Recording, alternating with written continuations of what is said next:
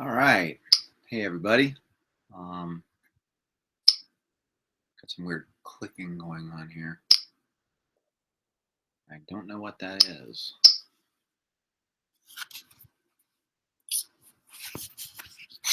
All right. Hey, everybody.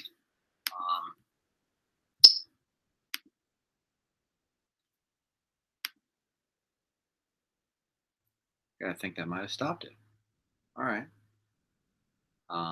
Anyway, we're going to get started here in about 5 minutes. So hopefully everything looks good on your end. Yeah, just if you have any questions, you can go ahead and type them into the chat window there, and we'll get this thing started up here in, well, just about 4 or 5 minutes. All right, so welcome. Glad to have you. Glad you can make it. That's pretty awesome.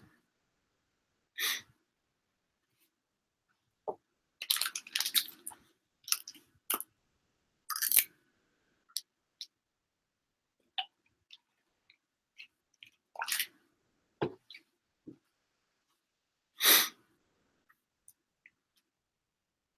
put you guys on hold here for a minute just while I get everything set up.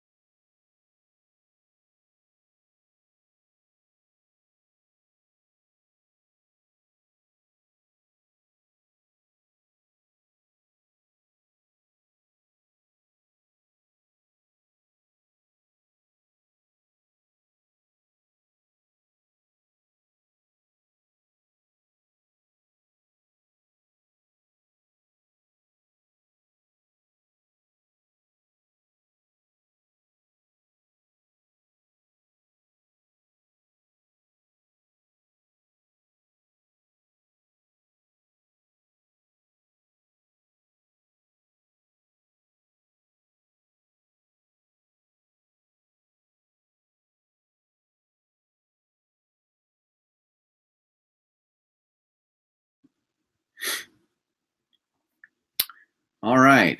Not really sure what's going on with the video quality here, but we're just gonna kind of have to go with what we have to go with, and hope that things start to look a little bit better. So yeah, it's 8 o'clock here, and Welcome to AP Euro Bit by Bit Live. And tonight we're going to talk about exploration and colonization. So hopefully you guys have come here with some questions and you've come here to kind of figure some things out and understand what's going on and sort of get some help with things. So, if you have any questions, please type them in. And until that comes, I guess the best thing to do is just to sort of start telling the story of what this period is all about. So in the period of exploration and colonization, you have this time when European explorers go out and they start looking for new trade routes initially, and they start finding new areas of the world that they didn't know existed before. And so they started colonizing them and exploring more and more, and sort of got a global economy going. And that's like the big picture here. Is this is the beginning of sort of a globalization, beginning of a bigger world than was ever available before. And so you have these European countries that are kind of driving it by heading out into different areas, whether that's rounding the southern tip of Africa to try and get straight to the spice trade, or whether that's going and heading across the Atlantic and setting up trade and colonies and things like that in what they referred to as the New World, which of course is North America. The initial push was done by the Portuguese, who were sort of like the pioneers of this whole thing. They started moving down the coast of Africa. Their big idea was to tap into that spice trade, to try and find a way to get around the Ottoman control of the Mediterranean and try and get some of these spices that they were paying so much money for and they needed so much back in Europe. And so they thought, let's see if we can get around this thing. And the Africa is shaped in such a way that it almost has like false bottom to it. As they sailed around from the west coast, I'm going to do this backwards, but Africa kind of does like that. I don't know if that looked anyway. So as they went around on the western coast, it started curving in, and they thought, aha, here we are. We've got it. And we found our way around, and yay! And then, of course, no, there's a lot more of Africa to go. And so, but they were looking to get their hands on these spices and to be able to sort of trade in the spices that they were having to pay so much for, and they're becoming harder and harder to get. And so that was kind of what got colonization going here. So that's sort of the beginning of the whole thing. The Spanish, after they finish their Reconquista, decide that they'd like to go out and tap into the spice trade themselves. And of course, very famously, they give money to this Italian explorer, Christopher Columbus, whose name isn't really Christopher Columbus, but that's sort of the English version of it. And give him money to try and make his way around and find a western route to the Spice Islands. So to head west in order to go east, because the world's round and all of that. And so they give him money and send him out on his way. Lo and behold, lucky enough for him, the Americas were there. And kind of hits him, doesn't realize that this is a new area that he's found, and really just doesn't really he doesn't really know what's going on. But he opens up this new world for colonization, and so more and more voyages start to go out, and they start to find more and more riches there, and more people, and so it begins this whole Spanish phase of colonization. Later on, the Dutch, the French, and the English get into this, and their power will eventually overwhelm the resources of the Portuguese and the Spanish, and they'll set up more, not more permanent colonies, but they'll set up some colonies that really sort of drive things a little bit more. And Spain kind of gets sidelined, especially after their whole armada gets sunk. So anyway, yes, if you're just joining us, and there really are only a few people on right now, but if you're just joining us, go ahead and type a question in on the right, and I can answer whatever questions you have about exploration and colonization, and give you kind of an idea of this. This is not a pretty story, let's be honest. When we're all in elementary school, we're told of the great explorers, we learn of Columbus and maybe Magellan and, all of these great guys who did this really sort of wonderful, awesome stuff. And then, well, you come to find out that, there's also a not so nice side to this, which includes, lots of death, and it includes, the transatlantic slave trade and exploitation of natives, and I mean, all kinds of things. And so it's a pretty sort of ugly story that you have here. So, yeah, let's see. What is it that I can tell you as I'm waiting for my very first question? Anyone who wants to ask one, please feel free to ask a question, because that's what the link over here is. And once the questions start coming in, then I can really sort of get going on all of this. The big idea that you really want to understand is that this is sort of like an opening of Europe to the world. And as with anything else, like, it comes with its positives and its negatives. We can criminalize everyone who was part of it. We can demonize them, or we can go to the other extreme and turn them into absolute heroes. The reality is that most of these guys were not, well, they were good at what they did. Columbus is sort of the poster child for this argument over, what should we really do with this guy?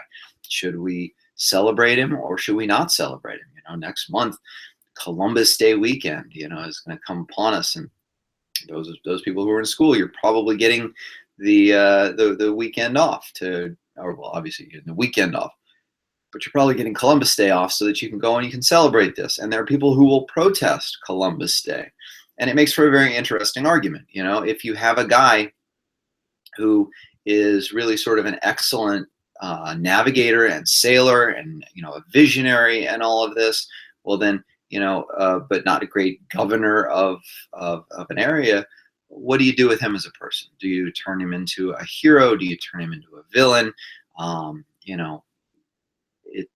In my opinion, to be honest with you, it's hard to make the argument that if he hadn't found the New World, then everything would have been just fine in the New World, because it was going to happen at some time. It was just that he was the one who did it.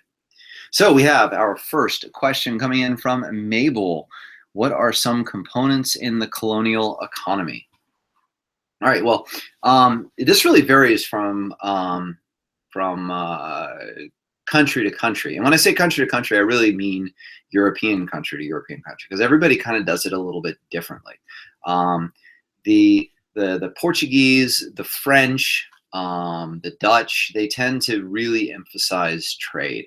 They want to set up trading posts. They want to tap into existing trade networks. They want to bring back valuables. They want to sell them on the market, and they want to make a lot of money off of it. The Spanish absolutely go with what will become sort of the model for imperialism in the late 19th century, and they really kind of go in and settle, so to speak, and set up real businesses, plantations, things like that, and really take over the area and make a real attempt to make it very Spanish, which is why most people speak Spanish that are in Latin America. So the colonial economy depends on what country it comes from, whether it's a trading economy or whether it is whether it's sort of an agricultural economy. One of the big things that the Spanish did, well, and even to a larger extent the Portuguese in Brazil, was to turn it into sort of an agricultural economy where they were creating, growing, and then exporting sugar more than anything else in order to make a whole ton of money. And sugar is a very labor-intensive crop, and so but you can make a whole lot of money off of sugar. I mean, not now. Obviously, these are things that we take total we take for granted these days. But back then, the sugar and things like that were very, very, very expensive. And so you start producing it on a large scale, and you turn this into something that it offers for the Spanish opportunities for the non-elite to be able to go out and kind of make a world or a fortune for themselves. And in a way, you start to even see colonial economic wars going on, where different countries are competing against one another for the colonial trade, whether this is the slave trade, whether this is trade in goods, whatever it may be. So that's a little bit about the colonial economy. So William McFarland, oh, hey, welcome back. You were here last time. The Dutch. So the Dutch are in an interesting situation. First of all, you have to understand that they are really big into a different model of exploration than like the Spanish and the Portuguese. Spanish and Portuguese and the French are really going to be driven by the state, the king and queen, or the king or whatever is going to sort of finance and oversee all of the colonial business that are out there. The Dutch take a different approach, and the English take it too, which is to kind of ask for people to get in on on these new things called joint stock companies. Buy a little piece of an expedition, it goes over there, a whole bunch of people are bought into it. If the ship sinks, then you don't lose that much. If the ship makes it back, you can make a pretty good amount of money, which you can then reinvest, and you can send out more ships, and you can get going with all of that. But the biggest role the Dutch play is that they start taking over all of the spice trade. They go out and they make it a real policy through the Dutch East India Company to try and take over the Portuguese outposts, which are sitting out there trading in all these spices. And so they go and they attack them, and they attack them, and they attack them, and they start driving the Portuguese out of it. And the Portuguese can't keep up this war that's being financed by business people who are willing to throw all kinds of cash at this in the hopes that it will work. And so they end up cornering the spice market over in the Indies and becoming very rich because of it. They also make a little foray into North America. They set up a colony in New Holland, which is now called New York, and especially set up their capital at a place called New Amsterdam. You get the idea of how we're doing this here. You take your own city and then you throw a new in front of it. New Amsterdam, which is, New York City. They end up trading it to the English for a small island in the far Spice Islands called Run. It's this tiny little place. It produced nutmeg. It's not even on maps anymore, to be honest with you. They traded Manhattan for those poor guys, and the English got Manhattan. And yeah, it's Manhattan. So anyway, Renaissance Reformation test, Gabby Reyes, or Gabe, sorry. I have a Renaissance and Reformation test tomorrow. Tips. Wow. Well, I don't really exactly know what type of test you're going to be given. Typically speaking, you're probably going to end up with one of two types of test early on in the year like this. First of all, you just have to know your information. One of the things I tell my students all the time is that if the course is being done according to the way it's set up, then the College Board has really kind of said, exactly what should be tested and what should be, available material and stuff like that. So if you go on either the College Board website, or you can go to my website at sargenotes.com, and when you go to my website, there is a section for the concept outline. And when you go in there, you can see exactly what really it is you need to know. But you probably have class notes. You probably have you probably have all kinds of outlines. You certainly have access to lots of videos, whether they're mine or whether they're other people's, that you can watch that'll get you ready for that. But the big idea is to look through and sort of just have the information that you need. And then if there's something, if this is, you know, going along with the new style, you're going to have stimulus-based questions, where they're going to have some sort of stimulus, whether it's a picture or an excerpt or something like that, and then you know, you can go through and work your way through that. And looks like I answered your question, so that's good. Renaissance and Reformation, I mean, it's quite a bit of information there to go through. So good luck on that, and I hope you do well. So let me know. Let me know. So yes, we've talked about the Dutch a little bit, and their role in exploration. And keep in mind that they're doing a different thing. They're doing a merchant-based exploration that's very different from a state-based exploration. State-based being, you know, paid for by the state. But of course, there are lots of problems when you get into exploration, colonization, and things like that, because, you know, we love to talk about explorers and discoverers and all of that. And the problem is there were already people in every single place that Europeans went to, and the places they went to where there weren't any people, they didn't really want, because there weren't that many people.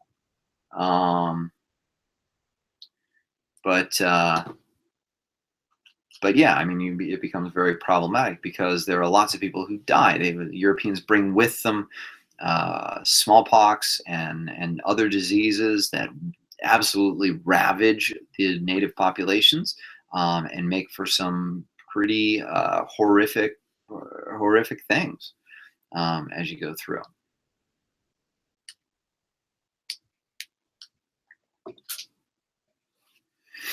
So what other questions do you guys have out there? What can I help you work your way through? What can I help you understand?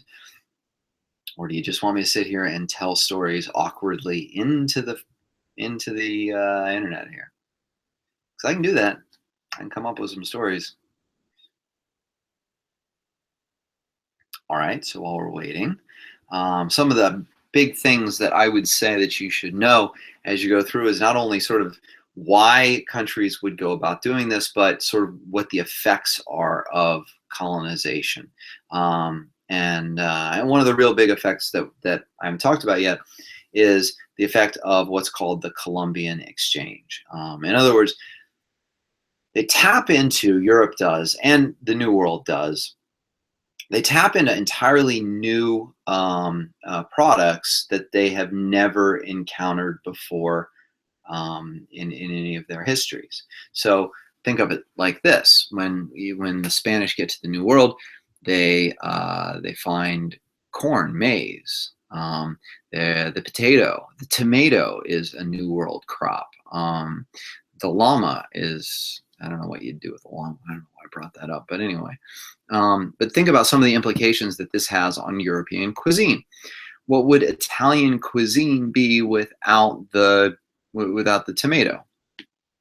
It'd be noodles, which they got from probably China, but it would be noodles, you know, and sitting next to a piece of chicken or you know, a piece of fish or something like that. But what we think of as real Italian cuisine wouldn't exist without the tomato.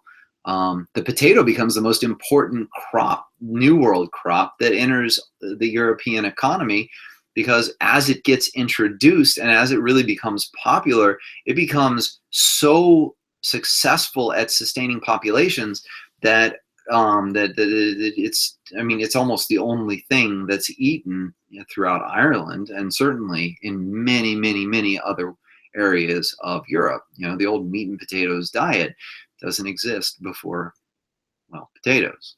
And then on the other side, the New World didn't really have a single beast of burden. Like the llama was the biggest, strongest, tameable animal, and llamas are not really, not that I've ever tried to get a llama to do work, but they're not really all that great at doing work and pulling things. So they didn't have cattle, and they didn't have oxen, and they didn't have, you know, pigs, and they didn't have any of those things.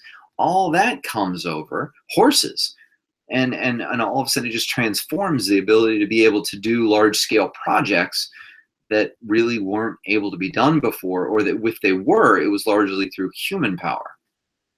And interestingly enough, the Aztecs didn't even really, well, they did have, okay, what they didn't really use was the wheel. And it's not that they didn't have the wheel, but they used wheels on children's toys, but they didn't use it for, building projects and things like that. And they didn't use it to transport goods.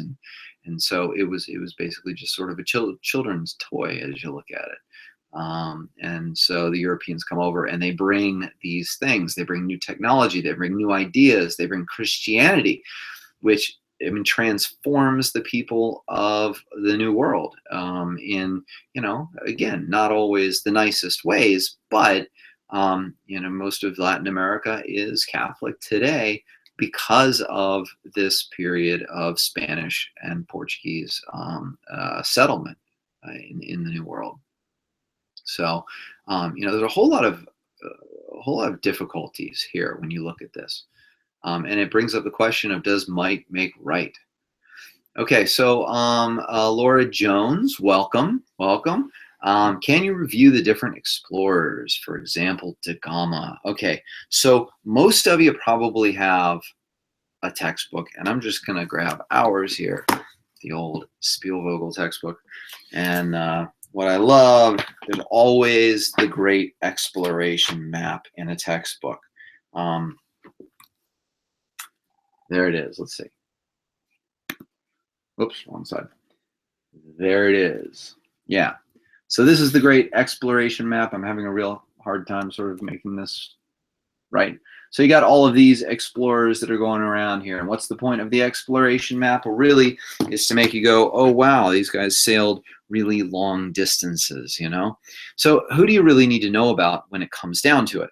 And I'm just going to double check things here because I don't want to tell you the names of, I don't really focus on people who really aren't going to be part of the AP exam here, okay? Here's the simple part. When it comes to explorers, according to the AP people, to the College Board, here's who you need to know. Columbus, Cortez, and Pizarro. That's it. Which is a real change here, okay? So you don't need to sit here and worry about who explored where. Columbus, come on, we all got this in elementary school. 1492, sailed the ocean blue, right?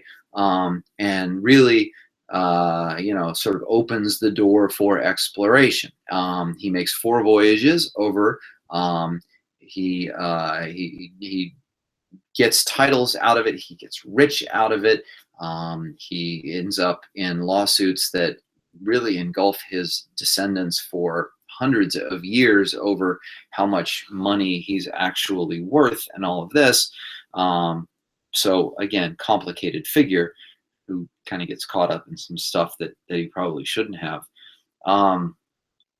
Cortez is the guy who conquers the Aztec Empire with very few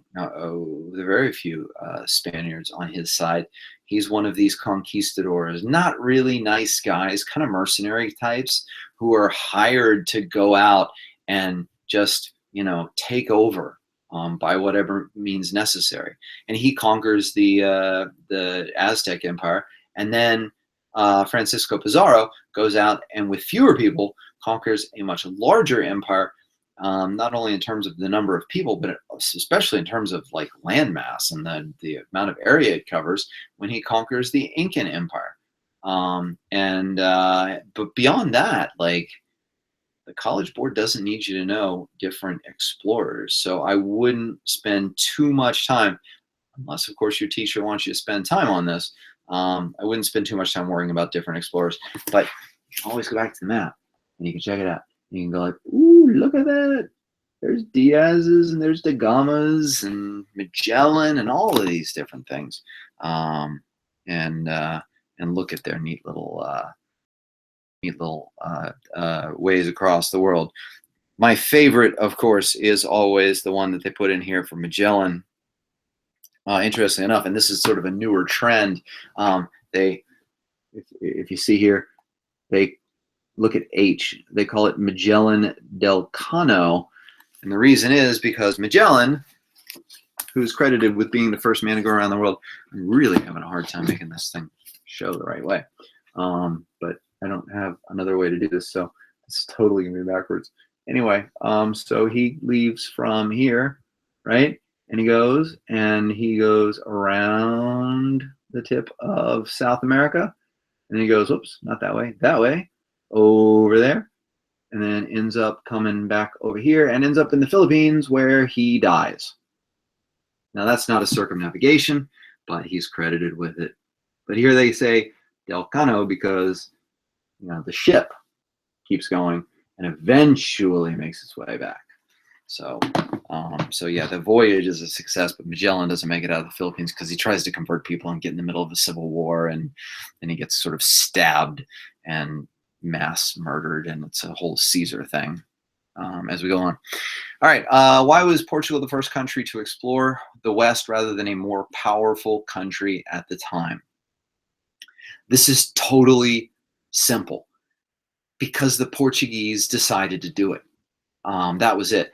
The Spanish were really, at the time, focused on the Reconquista. They were focused on trying to unify Castile and Aragon. They were focused on trying to drive out Muslims, trying to drive out Jews, and all of this. Meanwhile, the King of Portugal, which, I mean, Portugal could have gotten swallowed into Spain, but they really stayed out of it. They didn't want to be a part of this. So the King of Portugal has a brother, Prince Henry, who's kind of into navigation and into sailing and all of this, and so he says, hey, you know, let's start, you know, figuring some of this stuff out. And so they start financing voyages to try and get into this spice trade that I've been talking about. Spices were worth their weight in gold. I cannot tell you how unbelievably expensive spices were. These are luxury goods, and they are being totally exploited by the Ottomans, who've taken over not only all access to the Silk Roads, which had normally been the travel method to get spices to Europe, but also by totally taking over the Mediterranean. So it was like there was no trade going on there. The Italians had lost out on all of this. And so the Portuguese say, hey, let's start mapping down the coast of Africa. Let's see if we can find our way around here. And those maps, state secrets. I mean, they didn't want anyone knowing about where they were going and how they were doing things and all of that, because they didn't want anyone else jumping in on their business. And so they started moving down and they started checking it out. And so really they were just the ones who did it. The power thing really shows up when they start getting very successful. And then other countries, specifically the Dutch, to some extent the Spanish, well, to a great extent, the Spanish when it comes to like the New World, and the English all see like, okay, so here's this tiny little Portugal that's making a whole lot of money doing this stuff. We could probably just go in there and like take their stuff. And they do. So yeah, that's where Portugal kind of like comes in. They have their flash in the pan moment in our big historical narrative here that we spin through European history. And then Portugal is really going to kind of disappear. I mean, you're not going to, I mean, hey, this is the beginning of the book, right? This part isn't going to talk about Portugal very much. And there's a reason for that. I mean, they're sitting there and, you know, they're surviving and they're doing okay, you know, and you might see something about a Lisbon earthquake, but you're not going to see a lot about Portugal as you go along. Okay, so the Encomienda System. So the Encomienda System is sort of a byproduct and a solution to a problem in the Spanish Empire. When the conquistadors went in and started taking over vast areas of New Spain, as they called it, they basically were given kind of free reign. You know, you go in, you find stuff, and then like the land's yours and you can give it to people. And so they give it to their sailors, they give it to their warriors, they give it to all of this. And they find that sailors and warriors are not exactly the best farmers, and they're not exactly the best, treaters of native workers or anything like that. And so they have to set up some sort of system to prevent this severe exploitation. And a guy named Bartolome And a guy named Bartolomeo de las Casas is kind of the impetus for all of this, because he writes this book that just details every nasty thing that the Spanish are doing to natives throughout the New World. And it goes on and on and on and on about atrocity after atrocity after atrocity. And it's horrible. I mean, reading this thing is just, it's horrible. And so they have to set up the Encomienda System. The Encomienda System basically sets aside plots of land, and they say Spanish people, whether they are Spanish or whether they are Creole, those being Spanish descendants who are born in the New World, will own that land. Natives will have their own plots of land that they can farm, but they owe a specific amount of work on the encomienda of the Spanish person who oversees the area. And again, it's really hard to regulate this stuff because of distances and all of that, but it's supposed to limit the exploitation of the natives. Is it successful? Yes and no. I mean, some people totally buy into it and they say, okay, here's the new rules and here's what I'm going to do. And others say, you know what, if you want to come and make me do it, then come and make me do it. And if not, I'm going to do what I always do. And these people are going to work for me all the time. So good. Tara May, glad to see that I answered your question. Elena Casas, who are the major economic supporters of exploration? All right, like so much that I've been talking about, this really depends on what you're talking, which countries you're talking about. In places like Portugal, Spain, France, this is going to be financed by the crown. The Spanish crown is going to be the financier of all the voyages. They're going to ultimately own all of the land. They're going to govern all of the land, very hands-on, as much as they can. They're in charge. They're going to finance it, and they're going to get very rich off of it. The Dutch go sort of the very different way, but the Dutch is made up of a bunch of businessmen. And so, they've set up a republic. Republics aren't big on state power, and kings, because they don't have one. So anyway, so they go off of more of a business model where people buy in, they buy stock in voyages, which will allow them to sort of divvy up the risk of one of these voyages, and divvy up the profit of it as well. The English, it's a mixture of things. There are some things which are really driven by England, the English crown, but most of it is done through charters where they give people sort of like the royal assent to go over and set up a colony and run it and all of that. But the big idea behind all of this is the idea that colonies exist to support the mother country. This is called mercantilism. And so the idea is you have colonies and they, make raw materials. They're not, the raw materials being like stuff that grows, right? Or lives. So they're going to cut down trees. They're going to farm. They're going to do all of that. They're going to send those goods back to the mother country, right? So the mother country is buying like wood, sugar, corn, potatoes, whatever, right? Tea. They're buying all of that stuff. Then they're taking a lot of that, especially wood and whatnot.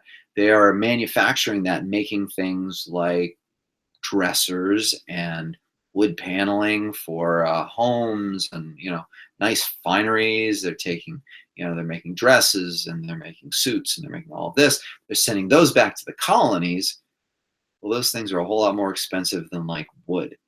So the profits then go back to the mother country. And that's sort of the economic model here. So Raven, sorry to bother you with so little known about the West. Why did Portugal bother exploring it? Did they have an idea of what they were looking for? Well, Portuguese exploration really starts down the coast of Africa, which they did know a lot about. At least to a certain extent, because North Africa, especially north of the Sahara, had been a part of sort of the Mediterranean world for thousands of years. The Romans fought wars against the Carthaginians on the north coast of Africa. Trade was going on. If you go back to biblical stories, the biblical stories are happening basically in, well, the Middle East, but Africa-ish, right? Africa-ish, Asia-ish. It's the Middle East, but you get the idea. Like, it's all kind of interconnected with one another. And so as they were going down, they knew that there was that there was like something there, but Roman sources only went so far south. So they kind of took a gamble to say, like, let's see how far south we can go here, because this we might be able to get around, and then bam, if we can get around it, then we're into probably some way to get spices. And spices is what it's all about, man. It's all about pepper and nutmeg and coriander and, I mean, all kinds of stuff, because the English, the British, everybody in Europe, they're eating just like, it's just meat and vegetables, and there's not really anything on it. It's really bland, really bland. So yeah, Elena, I'm glad to hear that answered your questions for. So they did have an idea of what they were looking for. They were looking for these spices, these luxury goods that they could turn into a real business, or at least get cheaper themselves, and then maybe make them available to the rest of Europe and get themselves wealthy in the process. And that was sort of the idea of the Portuguese exploration. Now, they do then sort of pretty much accidentally find Brazil, and they set up some outposts on the coast of Brazil, and they turn this into basically sugar plantations, and sort of enter the colonial, or at least the New World colonial side of things there. There they really didn't know what they were looking for. They had no idea. But they start off looking for spices, and what they end up doing, and the method that they use, is they start, when they got south of the sources they'd already been able to read from the Romans, then they start talking to the people at these outposts they're setting up and saying, like, hey, so what's down there? And they find out that Muslims have set up outposts all up and down the African coast. And so they methodically start just taking over these outposts, and then taking over the trade that they were associated with, which is like, I mean, I'm not going to say that's the easiest way to set up trade, to try and attack different outposts and horn in on someone else's business. But if forts are there and you capture them, then you've got a fort. And that's a good thing. And so then you sort of rebuild whatever you destroyed, and then boom, now you ask, so where's the next fort?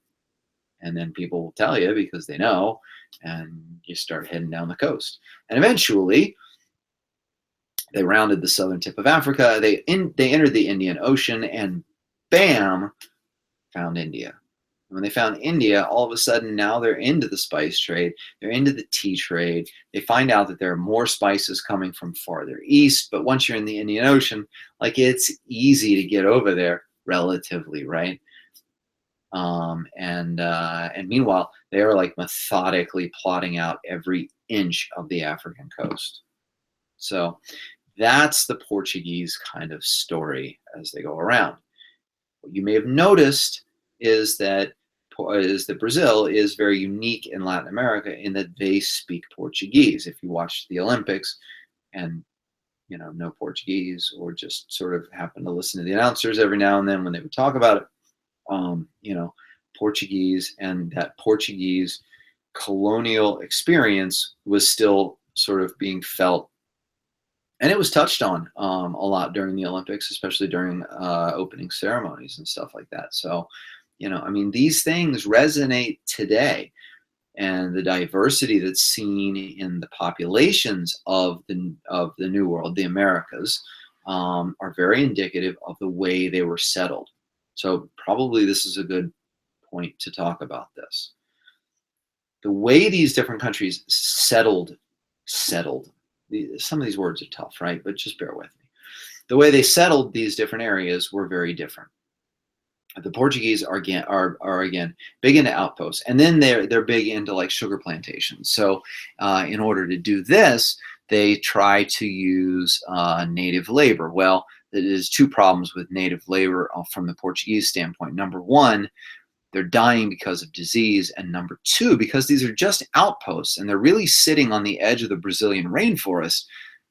Like if things get too bad, these people just run into the rainforest and they disappear, and like you just can't find them. So they start looking for a more stable labor source, and that's when they begin tapping into the African slave trade. That is a nasty and long drawn out story, so I'll get to that in a few minutes. But they tap into the African slave trade, and they start bringing African slaves over to work the sugar plantations in Brazil. Meanwhile, not a lot of Portuguese women are coming over, so the Portuguese men are marrying and having children with the native populations, with the slave populations, and so you have this incredible ethnic diversity that exists in Brazil today. In the rest of Latin America, where Spanish set up, they went in, and again, very few Spanish women came to the New World. So these Spanish explorers, or these Spanish settlers, again, there's that word, sorry. They go and they really intermarry with the native women of the Americas. And so you get these sort of different populations that exist in Spanish America. At the very top, you have what are called the peninsulares. This is like from the peninsula, the Iberian Peninsula, where Spain is. Like these people are from rich families. They leave Spain to come to the New World to like do some job for a while, royal governor or whatever it is, and then they're going to go back because their family has lots of money and land, and they don't need to stay in the New World. So why would they stay in the New World? And sort of below them are the Creoles, people who don't have all of those advantages back in Spain. So they come to the New World, and then they set up, like we're staying and we're turning this into like this is where we're going to make our fortune. This is where our kids are going to live a lot like the kids of those aristocrats back in Spain. And so they set all that up. And then you have below them a mixture of things, including, and please, I'm going to use words that were used at the time. They're not really all that PC words, but mestizos, who are the children of Spanish settlers and native people. You have mulattoes, who are the children of Spanish settlers and African slaves. You have African slaves. You have some native populations that still are sort of existing on their own, and mixtures between those. That's the very bottom of the social order here. So Jonathan Flatley has a question of how did Europe react to the discovery of the New World? Well, I think shock. I mean, how to explain this? If you put yourself in the mindset of people who live at the time, right? Their whole world, their whole idea of the universe is driven by one source, the Bible. And the Bible doesn't mention any of these people, and they don't fit. And so when they find them, like, not only are they kind of just shocked that there's this entire continent, 2 continents, that no one ever knew existed, but that there are people out there who don't fit into the Bible's explanation of humanity. And so there becomes a very large debate over, like, what do you do with these people? And, are they convertible? Are they going to be Christian? Are they going to, sorry, I got to plug myself in here. Are they going to accept Christianity? Are they going to convert? And who are they? Or are they agents of the devil? And in doing this. And they're also kind of confused by the fact that they're now being exposed to different ways of looking at the world. The concept of ownership of land is a real, to many Native American groups, is a real like question, because they don't really think of owning land in many areas. Now, I'm not talking about the Aztecs. They totally thought about owning land, but there are definitely groups out there who saw communal use of land, or, the land gives things and we sort of are just lucky enough to benefit from that. And so, yeah, the discovery of the New World kind of opened up all kinds of things. People saw economic opportunities, people saw exploitation opportunities, people saw all kinds of opportunities. And yeah, in the midst of it all, 95% of the New World population is killed off, which is a lot of people. It really is. And there's some pretty nasty things that happen. So since we're talking about nasty things, we might as well dive into the African slave trade.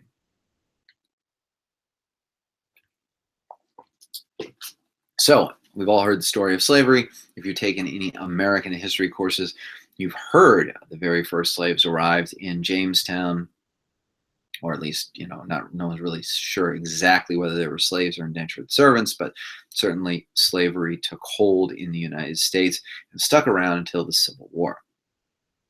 But the slave trade was a much larger thing. Brazil was the largest destination for slaves by far.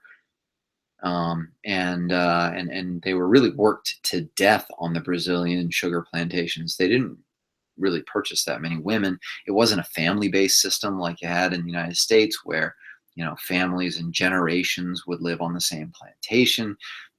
You had really bring people over, work them as much as you can, feed them as little as you can, make as much money off them as you can, and when they die, buy new slaves, who then you do the same thing with. But the major misconception about the African slave trade is that the Portuguese, who originally tapped into this, were tapping into a system that already existed. And let me make this point. There are no good guys in the African slave trade. None.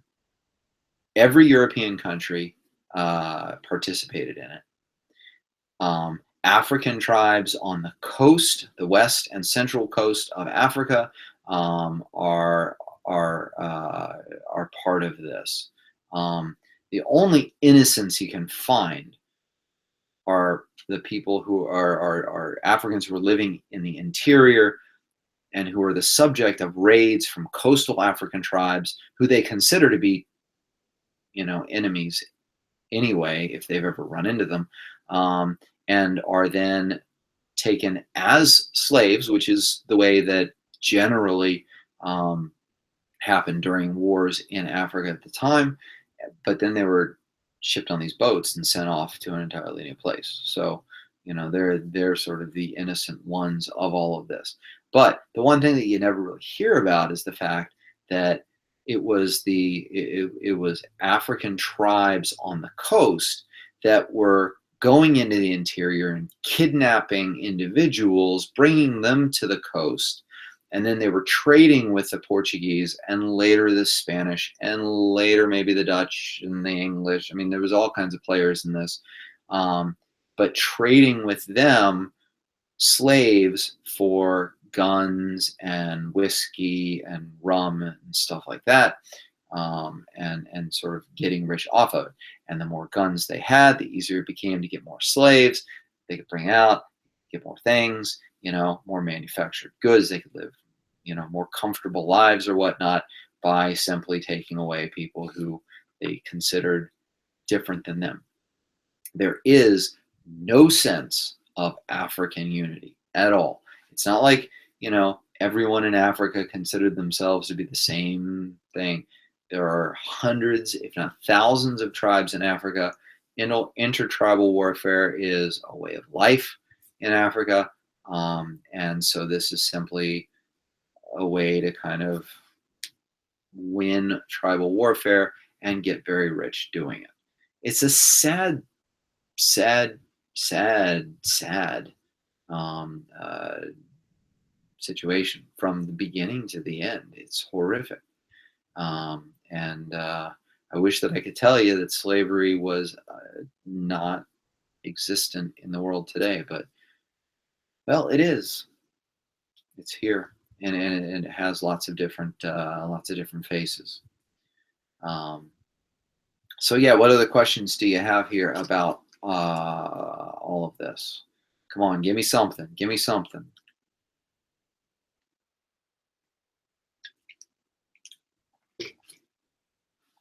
No? All right. Well, we'll talk about one thing that we haven't talked about yet, which is English colonialism. Now, the English follow their own pattern. The English pattern is very different than the other patterns. Okay, so the Spanish settle areas, they intermarry, they stay, they try and live somewhat peacefully with the people around them. You know, Native American traditions are melded into Catholicism to form sort of this kind of like hybrid religion. The Portuguese, the French, they're setting up outposts and trading, except for the plantations in Brazil, which are just horrific. The Dutch are setting up trading posts, but they're also setting up some colonies, especially in the Caribbean.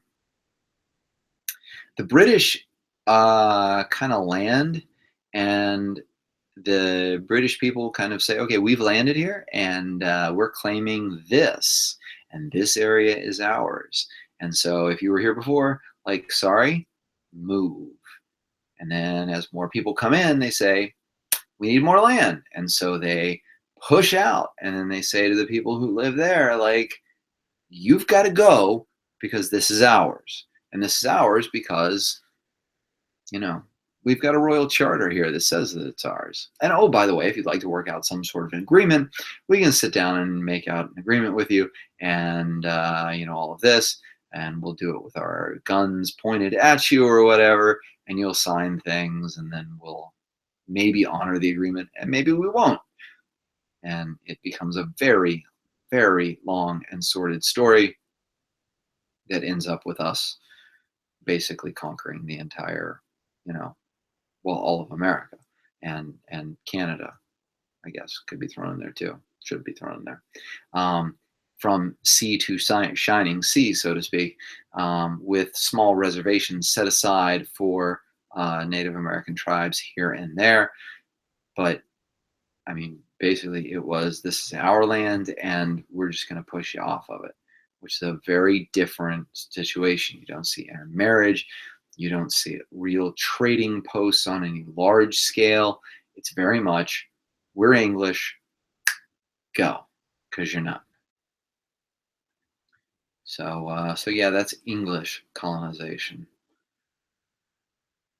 So are there any further questions here? We've been at this for nearly an hour, which is typically what I like to do, is an hour here.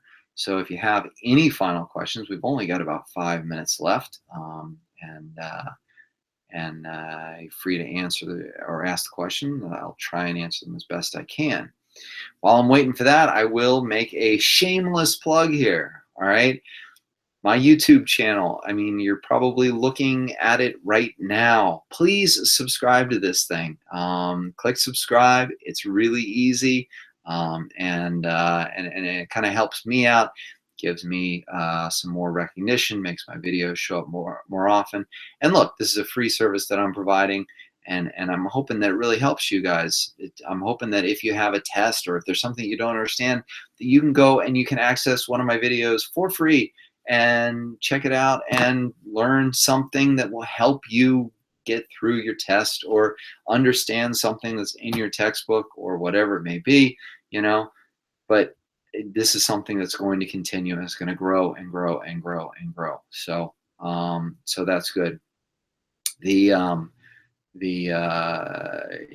can access the videos from my YouTube channel. You can access them from my website at sargenotes.com, and those are more arranged according to topic. But yeah, and these Tuesday night study sessions, I'll be honest with you, I'm glad you guys are thanking me. This is so nice. I mean, this is great. Even though Timmy Lee would like to say that many people don't see my channel, which is, let's change that. Let's make this a movement here. All right. But I'm doing this. This largely started as an idea because as a cross-country coach, I don't have the ability to stay after school and tutor my own students, and so I thought, I'm going to go online and tutor them virtually. You'll notice none of my students, by the way, have asked a single question, so I don't even know if they're on or not. But yeah, I thank you guys for showing up, and I hope that you spread the word and tell people all about it and subscribe. Thank you, Noah. Love it. So yeah, I mean, tell your classmates, tell your teacher, show them these videos, because I'm hoping that they really will help you guys. And you know, my students find that it'd be a great resource. If you don't mind my voice, my videos are a lot less of me just sort of sitting here talking, and a whole lot more sort of entertaining. All right, so Elena, I'm giving you the official last question of the night. How did the fall of the Ottoman Empire affect trade and exploration? Well, wow, the fall of the Ottoman Empire. I'm thinking that you might mean the fall of the Roman Empire in the East and the rise of the Ottomans, because when the Ottomans rose, they basically cut off, or at least initially severely increased the cost of doing business across the Silk Road from the East, which had been the overland route, which was used to bring the spice trade and stuff like that. That, and their taking over the Mediterranean through force, really is what drove the Portuguese and then the Spanish and then the others to go out and try and look for other ways to get to these goods they needed. The fall of the Ottoman Empire doesn't happen until World War I. So by the time that happens, you know, trade and exploration, we're in a whole different, you know, whole different area there. So I'm thinking you probably miss sort of the rise of the Ottoman Empire. So anyway, that's that. We're going to call this one a wrap. We're going to bring an end to the third live hangout. I tell you what, next week, Tuesday night, 8 o'clock, we're going to do another one of these. Now, please be my helpers here. Put this out on social media. Tell your friends. Tell everybody to come and check this thing out. Next week, we're going to be diving into. What are we diving into next week?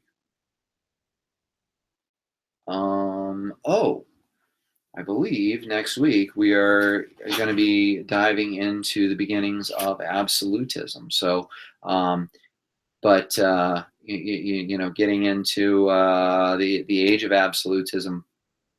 But I myself, and I don't know if I've told them this. So if you're in my class, this might be the great reveal.